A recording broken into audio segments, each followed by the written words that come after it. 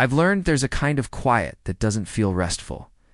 It's not the peaceful kind that comes after a long day, when you sink into the couch and let your mind drift.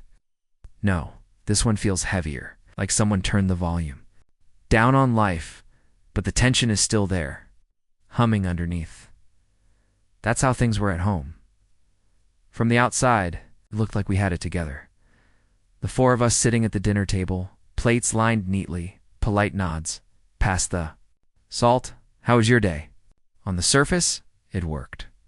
We played our roles well. But there was always something unsaid. Floating just above our heads, I'd notice it in the smallest moments. Like the way Dad's fork would pause mid-air whenever my brother's name came up, as if the word itself was a weight. Or the way Mom's eyes would dart toward him before answering a question, checking his reaction first. It wasn't open conflict, no shouting, no slammed doors, but there was a pressure. Like we were all holding our breath in the same room. My days were quieter than most. I liked it that way. Morning coffee by the window, watching the rain slide down the glass. That was my little ritual. It's the kind of moment you don't post online because it doesn't look exciting, but it feels safe. I'd listen to the sound of the kettle boiling, smell the faint bitterness of the coffee grounds, feel the warmth seep into my hands through the mug. Outside, the street would be empty except for the occasional car splashing through puddles. Evenings were for walking. I'd take the long way around the block, watching the streetlights flicker on one by one, passing by houses with curtains drawn, and TV lights spilling through. There was something grounding about knowing other people had their own lives, their own dramas, and I could just be a quiet observer. And yet, no matter how I tried to build my little bubble, there was always the feeling that it could burst at any second. I didn't know exactly what would do it, but I had a suspicion. It was always my brother. He had this energy about him, the kind that walked into a room and rearranged it without touching a thing. He wasn't cruel, not in obvious ways, but he carried a kind of entitlement. Like the world owed him something, and it was everyone else's job to make sure he got it. I'd seen the way. Dad lit up when he talked about my brother's potential. It was always potential, not achievements, not consistency, not follow-through. Just this abstract greatness that was apparently one lucky break away from changing all our lives. Mom would nod along, smiling faintly, even when the evidence wasn't there in me. I learned to stay quiet, smile when necessary, keep my opinions locked away. Because in this house, disagreeing with the golden boy didn't just make you wrong, it made you disloyal. So I kept to my coffee, my walks, my quiet little rituals, but deep down I knew there would come a day when the weight in the air would finally drop. And I had a feeling my brother would be the one to let it fall. It started like most of my brother's visits, loud, unannounced, and carrying the faint smell of expensive cologne mixed with cheap ambition. I was in the living room, half listening. A news anchor droned on about the weather when the front door opened without a knock. The sound of his voice filled the house before his shoes even crossed the threshold.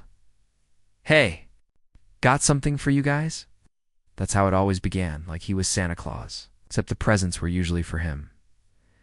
I glanced over and saw him grinning, arms full of a thick folder, some printed charts sticking out, a tablet under.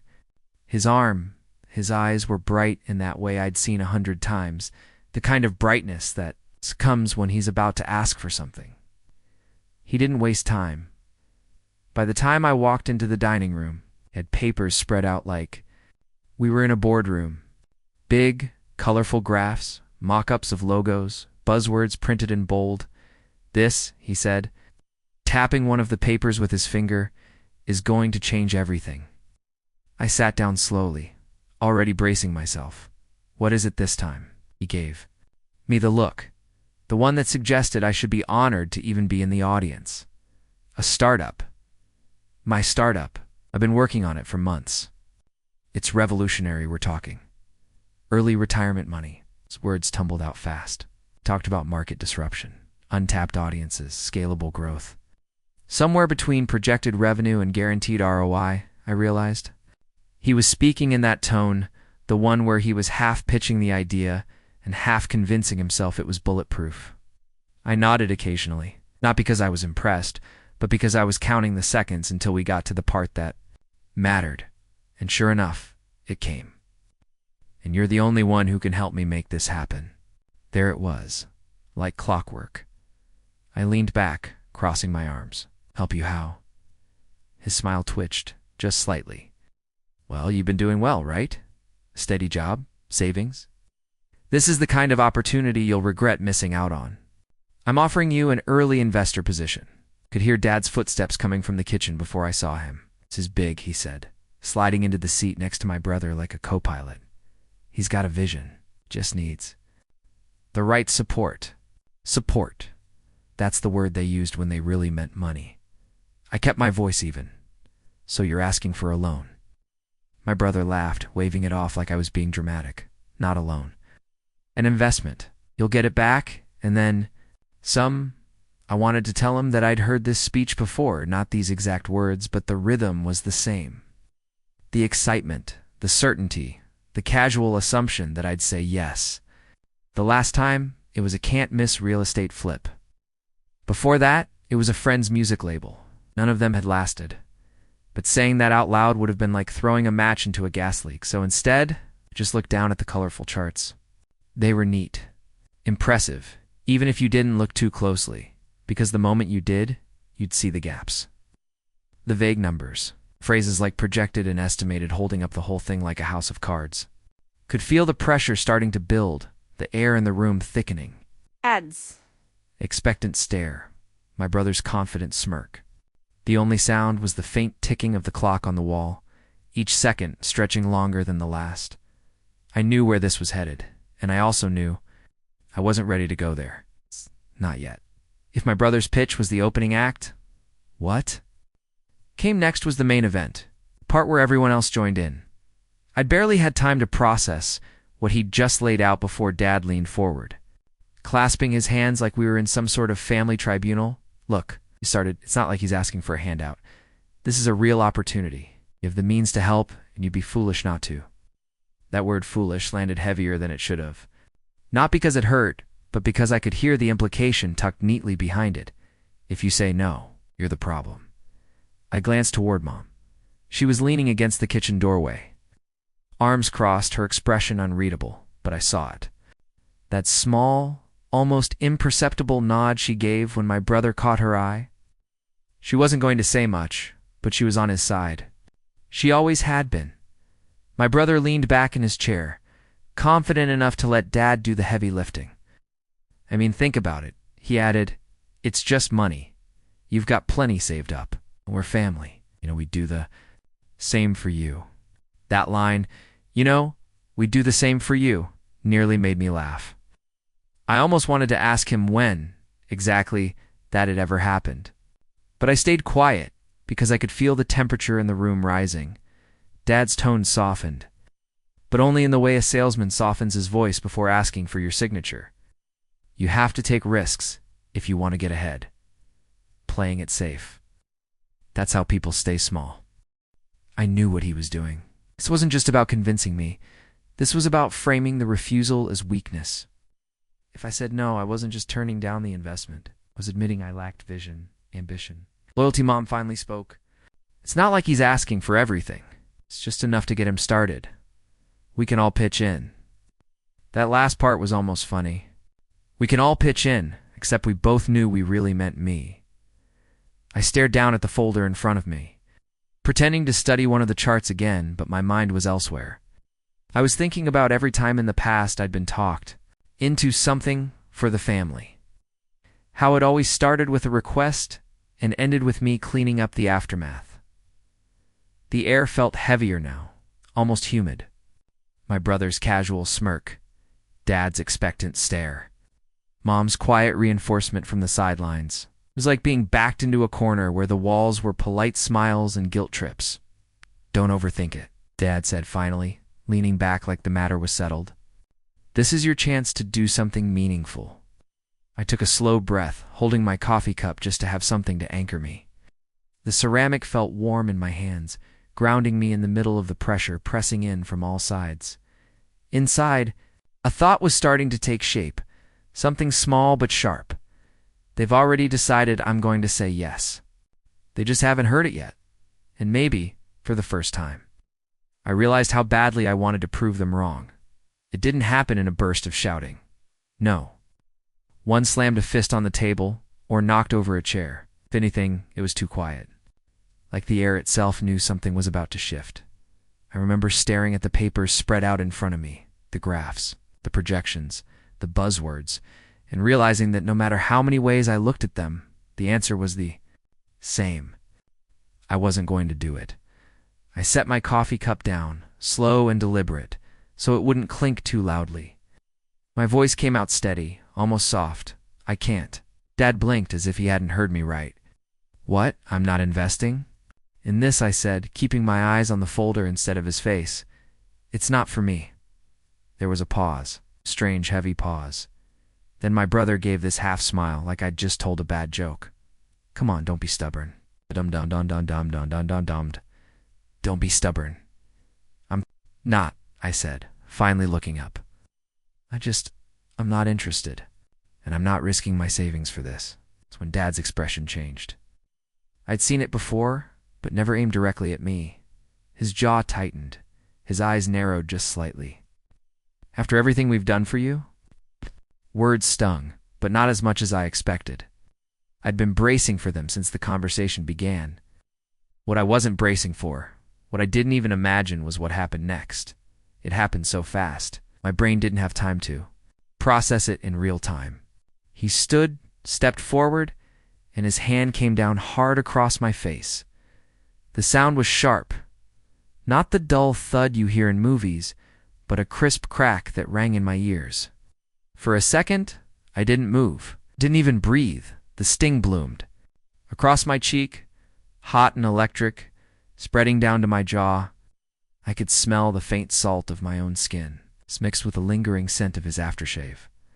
My brother froze, eyes darting between us. Mom's lips parted, but no sound came out. The room felt frozen, but my heart was pounding so loud it was all I could hear. In that moment, something inside me shifted. It's not in an explosive way, not rage, not tears, but in a cold, decisive click, like a lock turning. I straightened my back slowly. My cheek still burned, but my voice was level when I said, "Okay," just that. One word. I think he mistook it for surrender. He didn't know that in my head it meant something very different. It meant I'm done. The room didn't explode. There was no shouting, no storming out, no dramatic follow-up. It was quiet. Too quiet. I stood there, my cheeks still pulsing with heat, and realized no one was moving. My brother stayed slouched in his chair, staring at the table as if the pattern in the wood grain had suddenly become fascinating. Mom's hand was resting against the doorframe, fingers curled inwards, nails digging into her palm, just enough to leave tiny crescent marks. But she didn't say a word. The only sound was the faint hum of the refrigerator from the kitchen.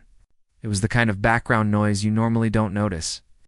But in that moment, it was deafening. I waited for someone, anyone, to speak, to acknowledge what just happened. It's maybe an apology, maybe anger, maybe even a joke to cut the tension. But nothing came.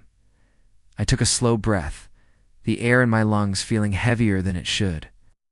I looked around the table, and for a split second, I saw all of them differently. Dad, standing rigid, arms crossed, the same posture he used when grounding. Me as a teenager. Mom, eyes fixed on some invisible point just beyond my shoulder, as though she could pretend her way out of the moment. My brother fidgeting with one of the printed charts, tearing a corner of it without even noticing. It hit me then, this wasn't new for them. The silence wasn't shock, it was routine.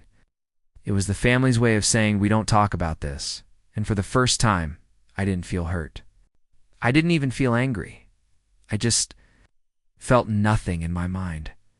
I was already somewhere else. I pictured myself walking down the hallway, my footsteps muffled by the worn carpet. I imagined opening the front door, the cool night air brushing against, my skin carrying the faint smell of rain and wet pavement. In my head, I kept walking. I didn't look back. The fridge hummed. The clock ticked. My father shifted his weight, the floor creaking beneath him, and still not a single word. When I finally spoke, it wasn't to continue the conversation. It wasn't even to defend myself. It was simply to break the silence before it swallowed. Mihol, I'm going to my room. I didn't slam the chair back. I didn't stomp up the stairs. I moved slowly, deliberately, because I knew, deep down, that every step I took was one step closer to the last time I'd ever be in that room. I sat on the edge of my bed, staring at the floor like it might have answers. The light from the hallway still bled under the door, a thin yellow strip cutting through the dim. My cheek had stopped throbbing, but the warmth lingered. It's like a handprint you couldn't wash off. It's funny how moments like this don't stay in the present. They reach backwards, pulling old memories out of storage, dusting them off, showing them to you with a new meaning you wish you didn't understand. I remembered being 12, sitting at the kitchen table, my hands balled into fists in my lap. While Dad's voice filled the room, my brother had borrowed my bike without asking and returned it with a bent wheel. I'd told the truth, thinking justice was the natural outcome. Instead, Dad told me to stop making a big deal. Out of nothing, while my brother grinned into his cereal bowl, another memory surfaced. 17 this time, at a family barbecue. My brother had picked a fight with a neighbor's kid, shoved him hard enough to make him cry. When the kid's parents came over, Dad stepped in before anyone could speak and said, "Boys will be boys." I was standing 3 feet away watching.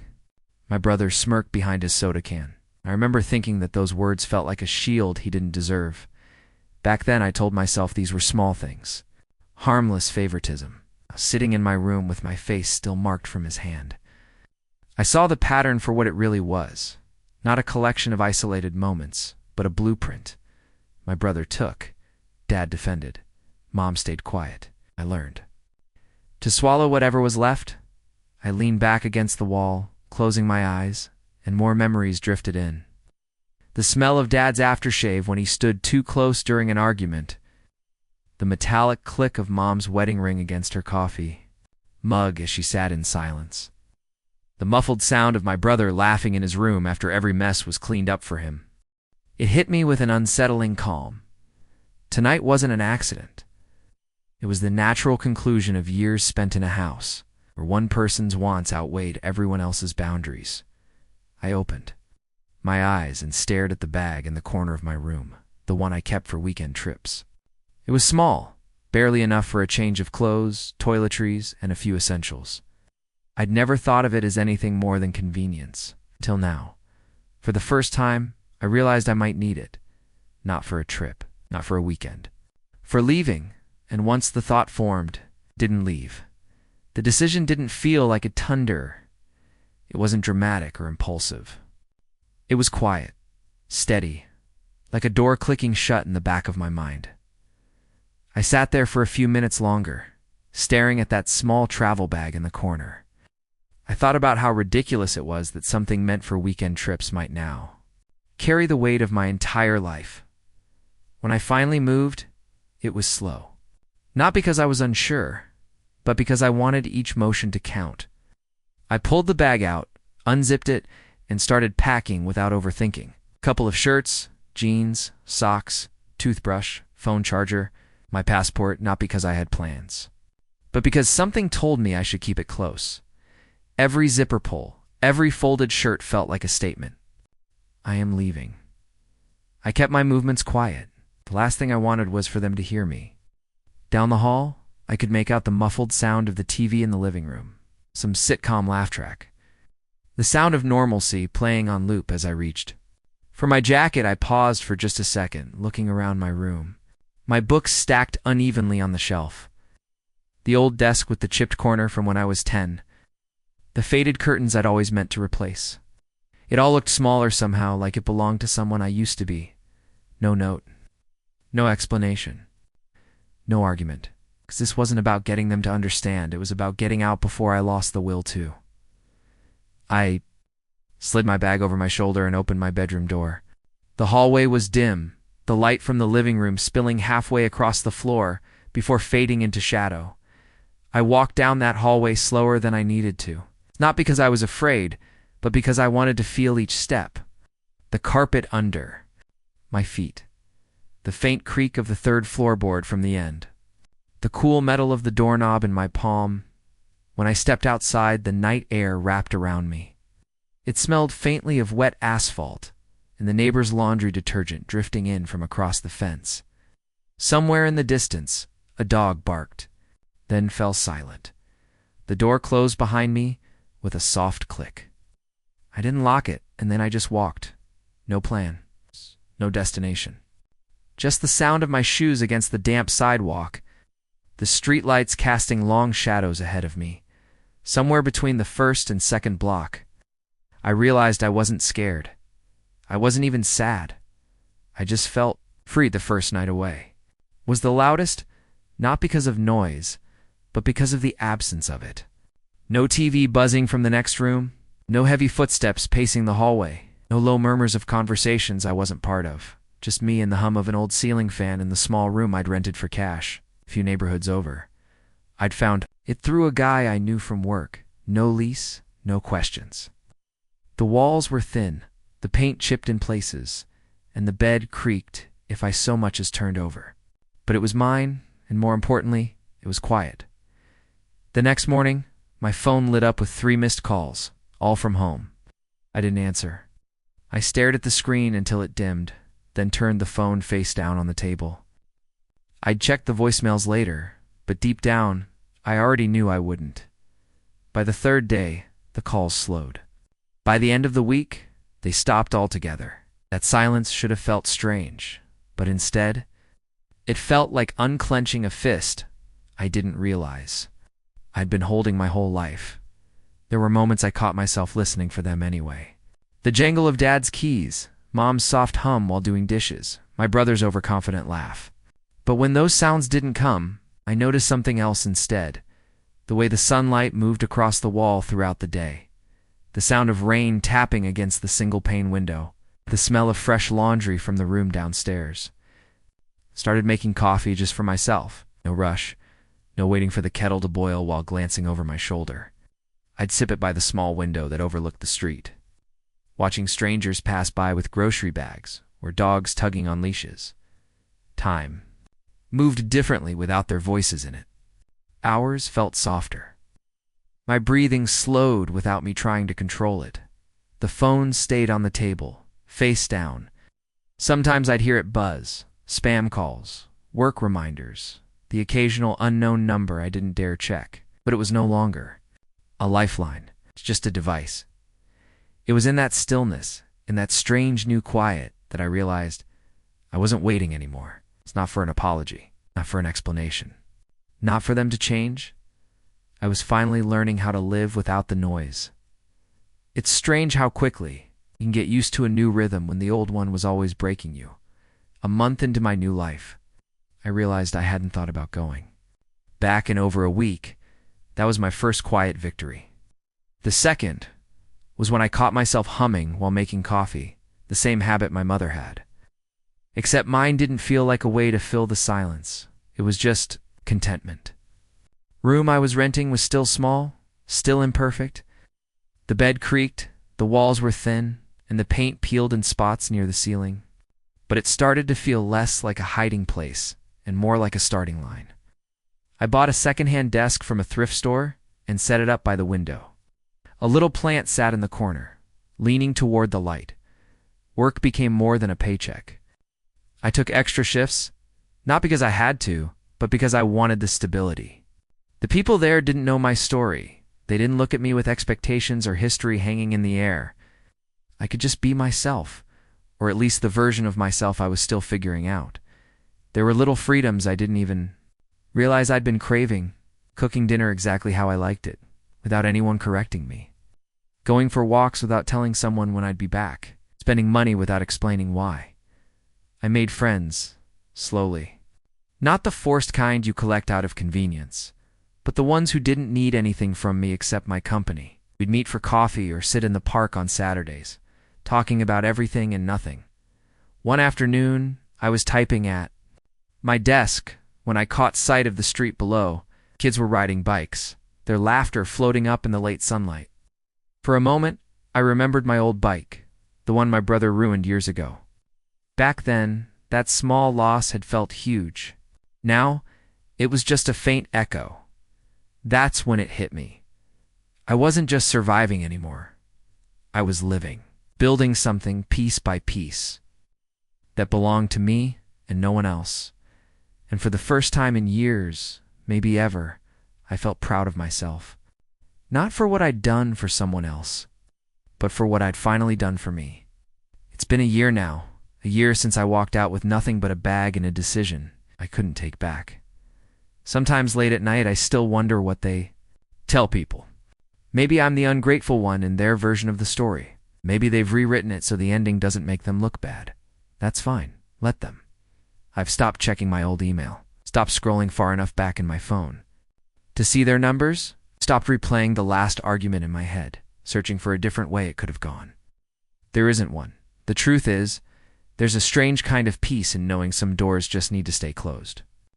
People always talk about closure like it's this dramatic scene where everyone cries and apologizes and hugs it out.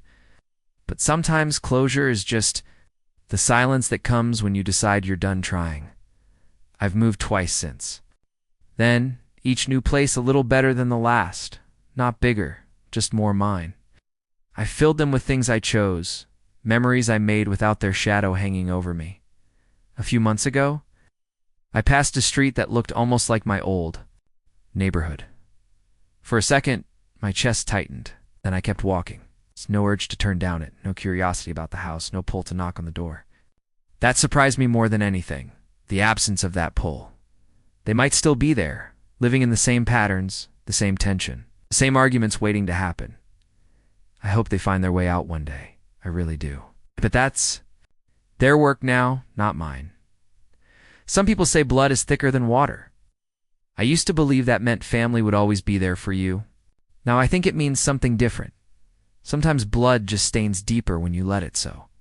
I keep my distance, and that door, the one that leads back to everything I survived, stays closed. Not locked out of spite, but sealed for my own survival, and that finally feels like home.